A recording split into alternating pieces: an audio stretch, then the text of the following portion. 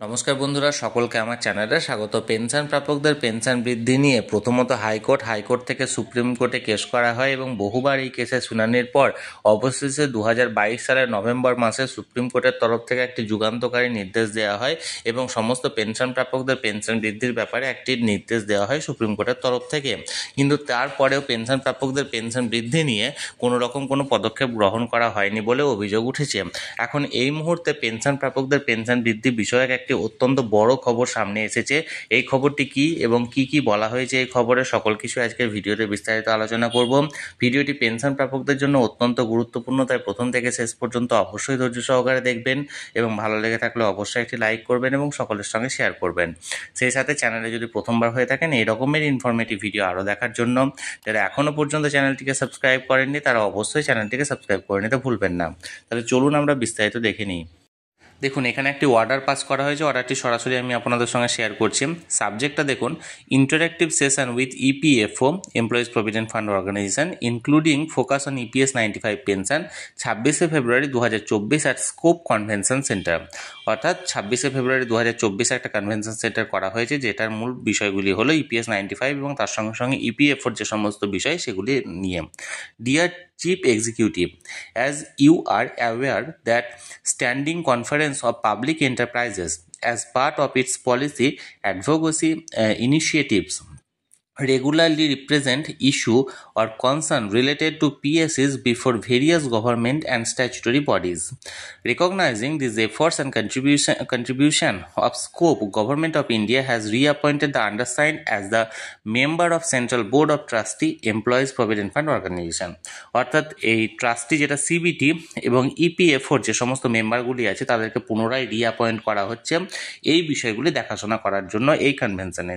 দেখুন, we have been regularly taking up for various issues pertaining to EPF and EPS, including the issue of judgment of the Honorable Supreme Court dated 4th November 2022 for pension on actual wage in the meeting of CBT and with Honorable Minister of Labour and Employment. Labour and এমপ্লয়মেন্টের যে মন্ত্রী আছেন তার সঙ্গে এবং সিবিটির সঙ্গে meeting করার পর যে সুপ্রিম কোর্টের তরফ থেকে যুগান্তকারী রায় দেওয়া হয় 4th November 2022, যেটার মূল বিষয় ছিল ইপিএফ এবং ইপিএস 95-এর যে সমস্ত পেনশন প্রাপকদের অ্যাকচুয়াল মজুরিটা দেওয়ার জন্য এবং অ্যাকচুয়াল পেনশন প্রদান করার জন্য সেই বিষয়টি। Although EPFO has issued a number of circular and notification etc., still member or pensioner have been highlighting a number of issue or problem to scope in this regard. Therefore, we have requested Central Provident Fund Organization CPFC to dispute senior EPFO official for an interactive session with representative of our member organization for clarification on these issues. যদিও ইপিএফওর তরফ থেকে বিভিন্ন রকমের guideline এবং circular বা order জারি করা হয়েছিল, কিন্তু তা সত্ত্বেও যে সমস্ত পেনশন প্রাপকরা আছেন তাদের এই বিষয়ে নানা রকমের প্রবলেম বা ইস্যু আসছে এবং এই ইস্যুগুলি দূরীভূত করার জন্য বা দূর করার জন্য ইপিএফওর যে সমস্ত অফিসিয়ালরা আছে সেই অফিসিয়ালরা এই সেশনে উপস্থিত থাকবেন। CPFC has been kind enough to accept our request and accordingly an interactive session has been scheduled on 26th February 2024 3:30 থেকে 5টা পর্যন্ত at Scope convention Centre, Lodhi Road, New Delhi. এবং যার জন্য সিপিএফসিকে যে রিকোয়েস্টটা করা হয়েছিল সেই রিকোয়েস্টটাকে তারা অ্যাকসেপ্ট করেছে এবং যার ফলে তারা সময় দিয়েছে 26শে ফেব্রুয়ারি 2024 দুপুর 3:30 থেকে 5টা পর্যন্ত বিকেল এই স্কোপ কনভেনশন সেন্টারে নিউ দিল্লিতে তারা সেশনটা চালানোর জন্য। This session present an excellent opportunity for CPSEs two engage directly with EPFO official, exchange insight and enhance collaboration for mutual benefit. এই যেটা সেশনটা হবে সেই সেশনে ইপিএফওর অফিসিয়ালরা প্রেজেন্ট থাকবে, যারা সমস্ত বিষয়গুলি করবে, এমনকি যে সমস্ত মিউচুয়াল বেনিফিট আছে সে সম্বন্ধে আলোচনা করবে। Therefore we would request your presence along with nomination of concern official from your organisation who can actively participate in this discussion and contribute to the constructive dialogue. এবং এর ফলে সকলকে অনুরোধ জানানো হচ্ছে বা তাদের অর্গানাইজেশনকে অনুরোধ জানানো হচ্ছে যে তারা যেন এই সেশনটাকে অ্যাটেন্ড করে এবং তারা তাদের মূল্যবান মতামত এখানে প্রদান করে।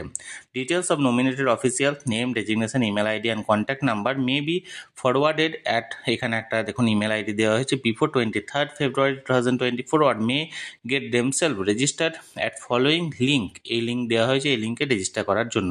For any clarification mister Nishant Kumar, mobile number এখানে দেওয়া হয়েছে, may be contacted, flyer for the interactive session in attach for your reference. এখানে সমস্ত কিছু ইমেল আইডি দেওয়া হয়েছে। ইমেল আইডিতে যদি কেউ ইচ্ছুক হয়ে থাকেন এখানে নিজেদের সমস্যা তুলে ধরার জন্য সেখানে ইমেলে করে বিস্তারিত জানানোর কথা বলা হয়েছে। এবং এছাড়াও এখানে লিঙ্কে নিজেকে রেজিস্টার করার জন্য একটা লিঙ্ক দেওয়া হয়েছে সাইটে, সেই সাইটে রেজিস্টার করতে পারেন। এবং যে কোনো সমস্যার জন্য এখানটা একটা মোবাইল নাম্বারও প্রদান করা হয়েছে, যে মোবাইল নাম্বারে কন্ট্যাক্ট করে আপনি আপনার সমস্যাগুলিকে তুলে ধরতে পারেন। তাহলে এটাই ছিল সেই অর্ডারটি যেটি জারি করা হয়েছে স্কোপের তরফ থেকে। এবং এই অর্ডারটির ফলে যে সমস্ত EPS 95 পেনশনাররা আছেন যারা বর্তমানেও অনেক রকমের সমস্যার সম্মুখীন হচ্ছেন, নিজেদের বিভিন্ন ইস্যুগুলি ঠিকভাবে সমাধান করতে পারছেন না, তাদের জন্য এই একটা কনফারেন্স সেশনটা চালু করা হয়েছে এবং তারা নিজেদেরকে রেজিস্টার করতে পারে বা নিজেদের অর্গানাইজেশনকে রেজিস্টার করাতে পারে। তাহলে বন্ধুরা, যে অর্ডারটি জারি করা হয়েছিল সেটি সরাসরি আমি আপনাদের সঙ্গে শেয়ার করলাম। এই নিয়ে যদি কোনো আপনাদের প্রশ্ন বা মতামত থেকে থাকে অবশ্যই কমেন্ট করে জানাতে পারেন। আর ভিডিওটি ভালো লেগে থাকলে অবশ্যই এটি লাইক করুন এবং সকলের সঙ্গে শেয়ার করুন। আর সেই সাথে চ্যানেলে যদি প্রথমবার হয়ে থাকেন এরকমই ইনফরমেটিভ ভিডিও আরও দেখার জন্য যারা এখনও পর্যন্ত চ্যানেলটিকে সাবস্ক্রাইব করেনি তারা অবশ্যই চ্যানেলটিকে সাবস্ক্রাইব করে রাখুন। ধন্যবাদ, দেখা হচ্ছে পরের ভিডিওতে।